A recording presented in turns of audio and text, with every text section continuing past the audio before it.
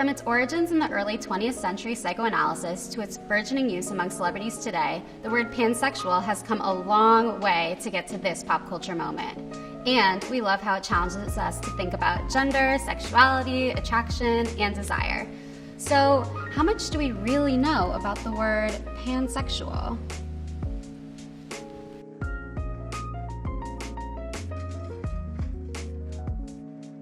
According to the Oxford English Dictionary, pansexual first appeared in 1914 as the word pansexualism in the Journal of Abnormal Sexuality. A doctor named J. Victor Haberman criticized Sigmund Freud's method of psychoanalysis and unpacked one part of his theory, which was that the pansexualism of mental life, which makes every trend revert finally to the sexual. In other words, Freud theorized that sex was a motivator of all things, hence pansexualism.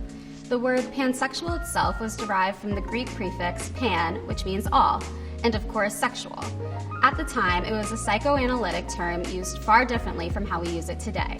Though pansexual may not have been used to describe sexual orientation at this time, there were reports of people in the 1920s and 1930s who loved to cross labels and boundaries in Harlem and Chicago's South Side. In fact, it wasn't until the 1940s that the pioneering sex researcher Alfred Kinsey laid out how sexuality operated on a continuum with his scale that measured the degrees of heterosexuality and homosexuality. His work helped pave the way for labels that describe sexual orientation and the possibility for labels beyond heterosexual and homosexual. Still, anything outside of being straight was thought of as a mental disorder, and even pansexual in its psychoanalytic use was condemned. In a 1952 speech, Pope Pius said that the, quote, pansexual method of psychoanalytic therapy went against Christian values. The 1970s saw the first inklings of pansexual being used in roughly the same way it is today to describe desire and identity. A 1974 New York Times article about the sexual revolution proclaimed, "I see that a lot of people are going bisexual this year. This seems to be different from going homosexual, which was last year," and then declared, "I know what comes next season, it's pansexuality." The paper of record used the word again a year later to describe androgynous British rocker Brian Eno, who was in the band Roxy Music. The New York Times might have been onto something, because in the 1980s, pansexual as a sexual orientation continued to proliferate, but the word also acquired a slightly different meaning, like at pansexual play parties in San Francisco, where the term expressed that a person may be interested in a wide array of sexual experiences. It was a way of saying, I'm down with lots of different kinds of sex.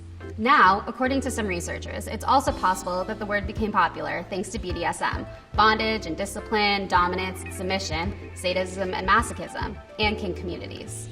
After World War II, BDSM groups formed in big cities as queer people returned from service, and the term has since been used in these communities to connect different sexual orientations. The 1990s ushered a time for sexually fluid and non-monosexual people, those who are attracted to more than one gender, to contemplate their labels. The current meaning of pansexual grew out of the spirit of activism and the desire to reclaim identity in one's own terms, as greater awareness of trans, binary, and genderqueer identities spread. It evolved to mean a person is attracted to people of all genders for reasons independent of their gender, or as a way of saying, I'm attracted to people of all genders for reasons about their genders. Early social media communities on the internet made the way for pan community to grow. In 2002, the live journal community, I Am Pansexual, proclaimed in its first post, "We are here to help support pansexuals, discuss pansexual issues, and bring pansexuals closer together." From there, it blossomed, with an uptick in searches for the term starting in 2004, peaking in 2012, and getting even higher in 2018. But we'll get to that. In 2010, the pansexual pride flag emerged on the web with a pink stripe, blue stripe, and a yellow stripe in the middle to symbolize trans, intersex, agender, bigender, third gender, non-binary, fluid, and all other gender identities. In the past few years, the word pansexual has really come into its own, with celebrities mainstreaming the term in the media. Miley Cyrus told LUK in 2015 that she was pansexual, but I'm not in a relationship. I'm 22, I'm going on dates, but I change my style every 2 weeks, let alone who I'm with. In 2018, pansexual became one of the most widely searched terms in the Merriam-Webster dictionary after Janelle Monáe told Rolling Stone that she read about pansexuality and was like, oh, these are things that I identify with too.